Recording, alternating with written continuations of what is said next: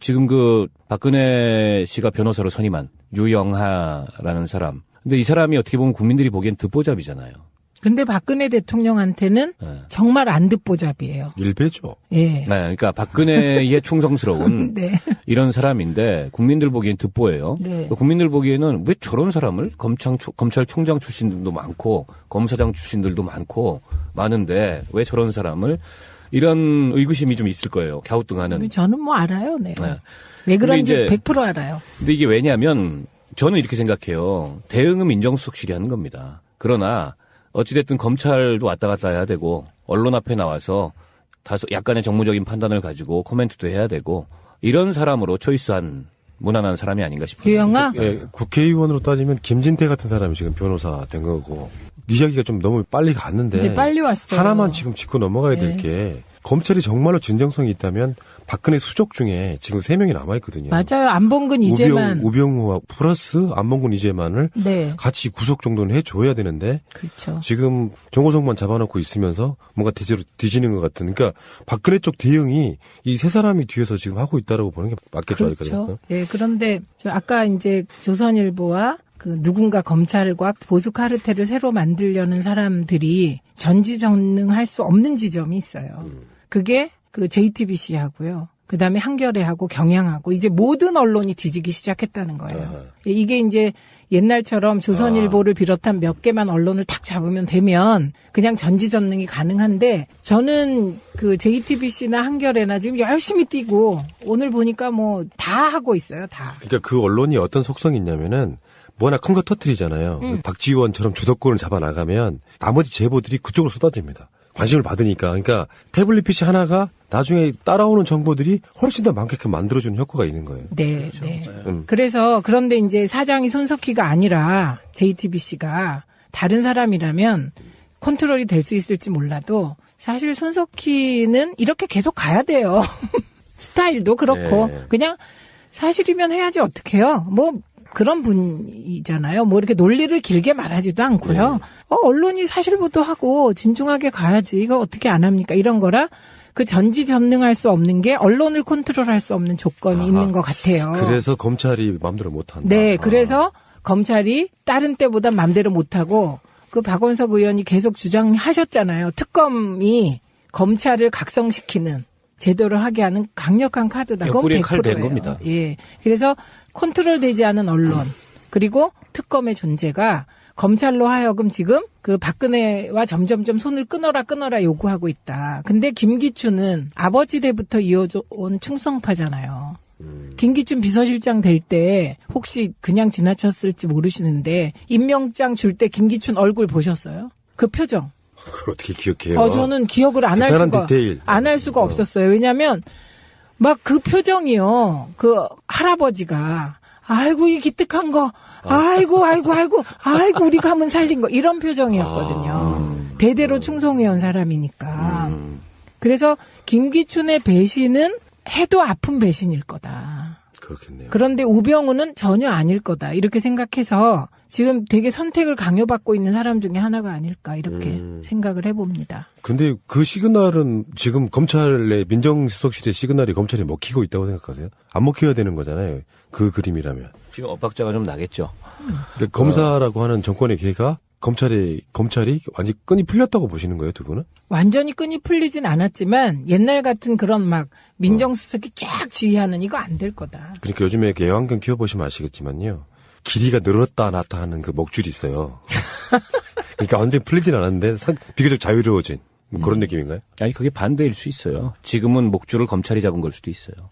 반대로 네. 지금 박근혜가 묶여 있는 네. 거예요? 수사가 진행되면서 요거예요. 아까 박 의원이 일부 정보를 가지고 딜도 할 수 있고. 그러니까 지금 뭐냐면 수사가 진행되면 될수록 이 상황에서 가장 많이 아는 게 검찰이 되는 거죠. 박근혜와 검찰. 그다음에 저는 아까 유영아 변호사 그런 생각 안 드세요? 이 시점에 한 명만 딱 대통령이 변호인을 선임하는데 딱 한 명 하나요? 많이 할 것 같은데 딱 한 명 했잖아요. 저 그 이유를 알아요. 뭔데요? 이 사람이 2007년 대선 때 네. 박근혜 네거티브 팀 대응한 사람이에요. 최태민과 박근혜의 관계, 최순실 관계에 대해서 너무 잘하는 사람? 너무 잘하는 한 명이에요. 막는 방법도 알겠네요. 그러니까 막아왔지 지금까지. 그런데 그래도 제일 잘하는 사람하고 얘기를 해야지. 또 새로운 사람들 와서 그 얘기를 또 하게 되면 비밀이 새나가는구나 일단. 그렇죠. 그래서 한 명으로 한 거예요. 정말 부끄럽구나. 그럼요. 보여주기가. 진짜. 저는 뭐 그건 확실해요. 한 명 한 거, 유영아 한 거. 그리고 이분이요, 심지어 아무 경력도 없이 국가인권위원을 했어요. 아니 뭐 검사 출신이긴 합니다. 국가인권위원 하게 된 배경은 그냥 친박이어서 한 거죠. 아니, 떨어져서 선거 한 3번 거지, 떨어지고. 뭐. 국가인권위원회 상임위원을 했는데 인권위 상임위원 하면서 나쁜 짓 많이 했어요. 그럼요. 그 인권 보고서 올리는데 세월호 빼고요. 이거 빼야 된다, 못 빼야 된다 이런 나쁜 짓 많이 했고 그런 사람이 국가인권위원을 했다는 것 자체가 인권위의 흑역사인 거죠. 있죠. 트윗한 것도 보셨어요? 트윗한 거? 야, 입이 뭐 그렇게 거지 같은 그 양아치 같은 게 다 있어요. 나 진짜 정치인들 그러는 거 보고 있으면은 저런 사람들은 여야를 떠나가지고 그 정도 심한 사람은. 근데 지난번에 송파에서 공천장을 거의 받은 건데. 그 옥새 사건. 그 사람이었구나. 무대가 도장 갖고 튀는 바람에. 결국 공천 못 받은 사람이구나. 그러니까 정말 아까운 사람이구나. 박근혜 입장에서 보면. 정말 17대, 18대, 19대까지 거기까지 선거운동을 얼마나 열심히 해주고. 그 전에 2번은 군파에서 떨어지고 이번에는 송파에서 공천을 받았는데 도장 갖고 튀는 바람에 무공천 지역이 돼버린. 예. 그래갖고 우리 당 최명길 의원이 주승 거잖아요. 우리 떨어질 거라고 생각했어요. 왜냐하면 거기가 워낙 송파가 새누리당이 센 지역이에요. 그런데. 하필이면 최민희 의원님은 그런 데도 못 받고 딴 데 받아가지고. 진짜. 왜 남양주로 가셨어요? 남양주가 간절히 저를 원했어요. 이거 참. 근데 지금 그러면 박근혜가 이제 뭐 뭔가를 완전히 다 말도 안 되는 실드죠. 다 완전히 정리한 뒤에 그때 서면으로 조사받겠다고 나온 게 유영아의 작품인 거예요? 첫 작품에? 그게 뭐 그건 작겠죠. 유영아가 발표한 거고 아. 민정수석실에서 대응한 거죠. 네. 근데 결국은 안 받겠다는 거잖아요. 시그널. 수사 안 받겠다는 겁니다. 와. 네. 제가 얘기했잖아요. 자기가 약속한 걸 어길 수는 있어요. 정치인이란 존재가. 근데 사과 며칠 전에 그것도. 며칠 전에 대국민 울먹울먹 사과문을 뒤집은 최초의 대통령이세요. 그러니까 100만 촛불 이후에 각 언론들이 3차 사과문 나오겠다 했거든요. 네. 그것도 안 할 가능성이 높은 거잖아요. 그렇죠, 지금은. 와, 멘탈 갑이네, 진짜. 멘탈이 없다니까 누누이 얘기하지. 저는 박원석 의원에게 한 표. 멘탈이 없기 때문에 예측 불가. 저거는 다른 사람들이 다 이렇게 상황 대응을 해주는 거고 본인은 드라마나 보고 지금 멘탈이 없어. 정말 그럴까요? 저는 거의 무섭잖아요. 그런 호러잖아, 이거는.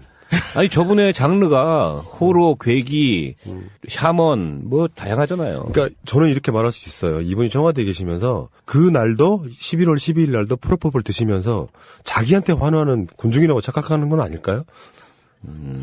그래서 아니, 우리 방송의 격이 너무 낮아진다. 그렇게까지 가면. 그러니까 제가 이야기를 드리는 거예요. 뭐 저는 정치할 생각이 전혀 없기 때문에 나중에 이게 한 몇 년 후에 이걸 뒤져가지고 뭐 박원석 막말 이런 거 안 남기려고 내가 악역 다 해드리는 거거든요.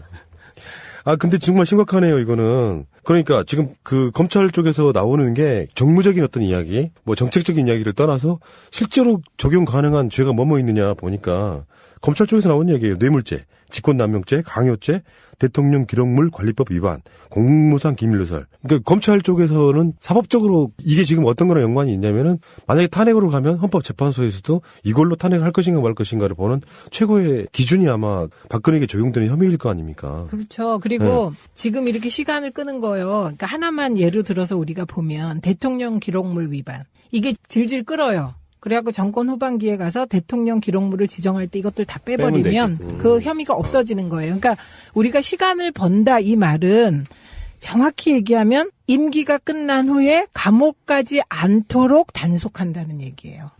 예, 아주 장기적으로 보면. 정권 재창출 뭐 그러는 거는 아직 생각도 못 하고 있겠네요. 아직은. 일단 지금 박근혜는 그런 생각이 없다고 봐야죠. 그리고 말씀하셨잖아요. 그거에 관심 없을 거예요, 지금. 예, 지금 그거보단 길라임. 본인이 살아야 되고 그쵸. 지금 뭐 이제 하야 뭐 퇴진 이선후퇴 다 안 하겠다는 것도 까딱하면 감옥 가거든. 그렇죠. 그래서 그 상황을 어떻게든지 막아보려고 저렇게 하고 있는 거고요. 여기 지금 검찰이 열거한 뭐 뇌물죄, 직권남용, 강요죄, 대통령 기록물 관리, 공무상 기밀누설 다 해당되고 저는 오히려 형법 91조에 보면 국헌문란행위라는 게 있어요. 국헌문란. 지금 국헌문란죄다 이게. 그러네요. 네. 이건 정말 그 내란에 버금가는 이 최순실 박근혜에 의해서 왜냐하면 국민이 부여한 대통령 권력을 가지고 비밀 정부, 사설 정부를 운영을 했어요. 자격 없는 자들을 데리고서 그리고 온갖 국정을 농단했고 이게 내란이죠, 사실은. 이런 게 내란이 아니면 뭐가 내란이에요. 아니, 그게 내란이고요. 그 JTBC 문건, 그 대책회의 문건 보셨죠? 네. 거기 보면 읽을 때 박근혜 대통령이 빼고 읽은 부분 보셨어요? 그 빼고 읽은 부분의 내용이 뭔지 아세요? 다 똑같이 사과하고 다 읽어요. 근데 네. 그 부분이 뺀 게 뭐냐면 비선 실세나 국정농단 세력이 제 옆에 없습니다. 그거는 지우고 안 읽었더라고.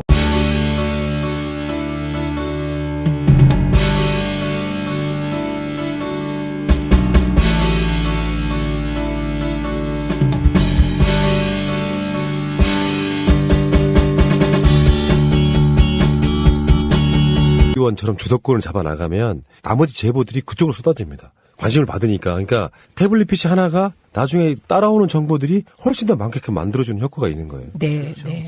그래서 그런데 이제 사장이 손석희가 아니라 JTBC가 다른 사람이라면 컨트롤이 될 수 있을지 몰라도 사실 손석희는 이렇게 계속 가야 돼요.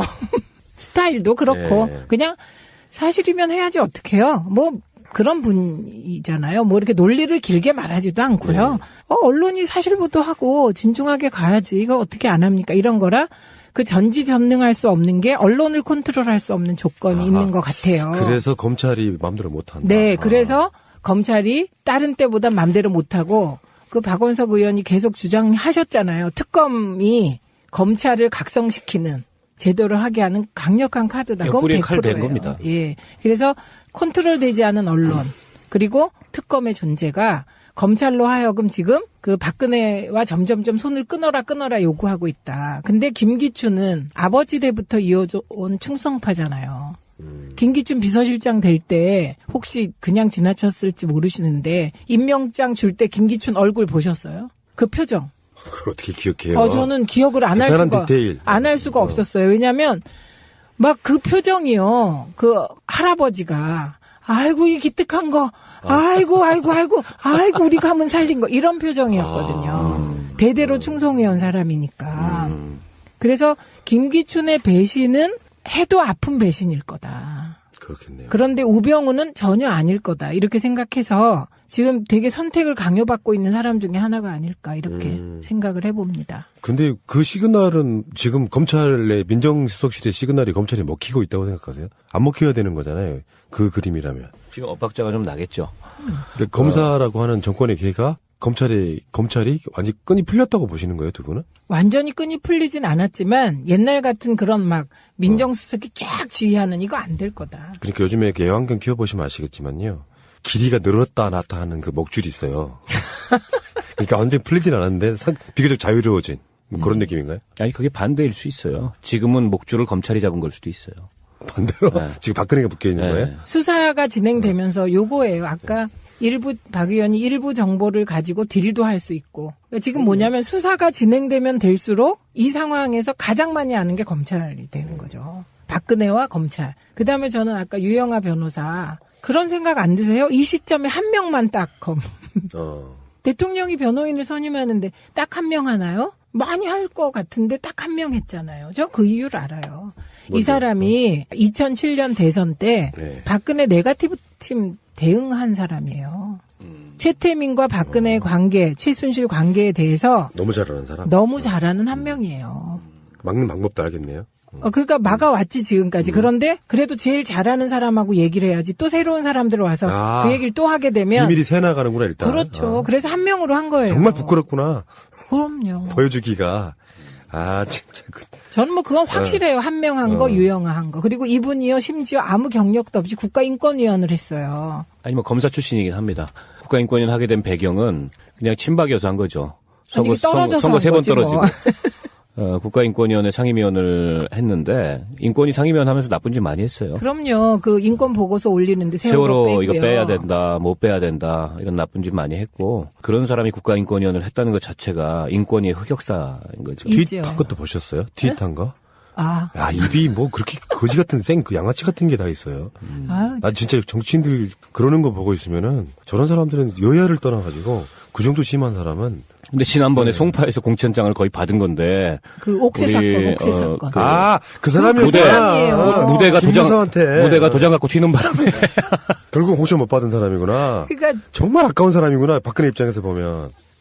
정말 17대, 18대, 19대까지 거기까지 선거운동을 얼마나 열심히 해주고. 그 전에 2번은 군파에서 떨어지고 이번에는 송파에서 공천을 받았는데 도장 갖고 튀는 바람에 무공천 지역이 돼버린. 예. 그래갖고 우리 당 최명길 의원이 주승 거잖아요. 우리 떨어질 거라고 생각했어요. 왜냐하면 거기가 워낙 송파가 새누리당이 센 지역이에요. 그런데. 하필이면 최민희 의원님은 그런 데도 못 받고 딴 데 받아가지고. 진짜. 왜 남양주로 가셨어요? 크크크크. 남양주가 간절히 저를 원했어요. 야, 이거 참. 근데 지금 그러면 박근혜가 이제 뭐 뭔가를 완전히 다 말도 안 되는 실드죠. 다 완전히 정리한 뒤에 그때 서면으로 조사받겠다고 나온 게 유영아의 작품인 거예요? 첫 작품에? 그게 뭐 그건 작겠죠. 유영아가 민정수석하고. 발표한 거고 민정수석실에서 대응한 거죠. 네. 그럼 결국은 안 받겠다는 거잖아요. 시그널. 수사 안 받겠다는 겁니다. 와. 네. 제가 얘기했잖아요. 자기가 약속한 걸 어길 수는 있어요. 정치인이란 존재가. 근데 사과 며칠 전에 그것도. 며칠 전에 대국민 울먹울먹 사과문을 뒤집은 최초의 대통령이세요. 그러니까 100만 촛불 이후에 각 언론들이 3차 사과문 나오겠다 했거든요. 네. 그것도 안 할 가능성이 높은 거잖아요. 그렇죠, 지금은. 와, 멘탈 갑이네, 진짜. 멘탈이 없다니까 누누이 얘기하지. 저는 박원석 의원에게 한 표. 멘탈이 저거는- 없기 때문에 예측 불가. 저거는 다른 사람들이 다 이렇게 상황 대응을 해주는 거고 본인은 드라마나 보고 지금 멘탈이 없어. 정말 그럴까요? 저는 거의 무섭잖아요. 그렇다고 그럼 봅니다. 호러잖아, 이거는.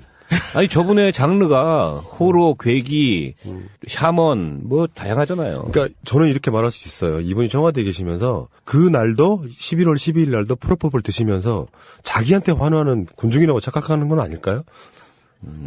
아, 그래서. 와! 에이, 우리 방송의 격이 너무 낮아진다. 그렇게까지 가면. 아, 그러니까 제가 이야기를 드리는 거예요. 뭐 저는 정치할 생각이 전혀 없기 때문에 나중에 이게 한 몇 년 후에 이걸 뒤져가지고 뭐 박원석 막말 이런 거 안 남기려고 내가 악역 다 해드리는 거거든요.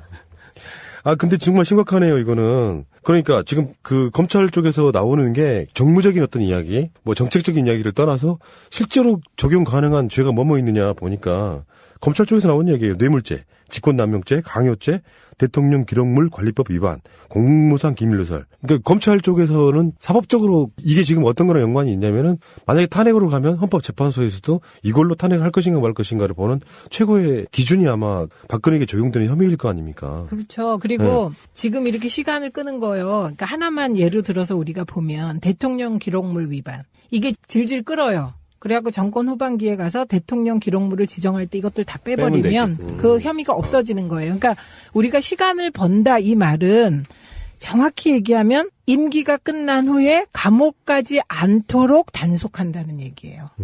예, 아주 그러면 장기적으로 보면. 정권 재창출 뭐 그런 거는 아직 생각도 못 하고 있겠네요. 아직은. 일단 지금 박근혜는 그런 생각이 그런 생각 없다고 못하고. 봐야죠. 그리고 말씀하셨잖아요. 그거에 관심 없을 거예요, 지금. 예, 지금 그거보단 길라임.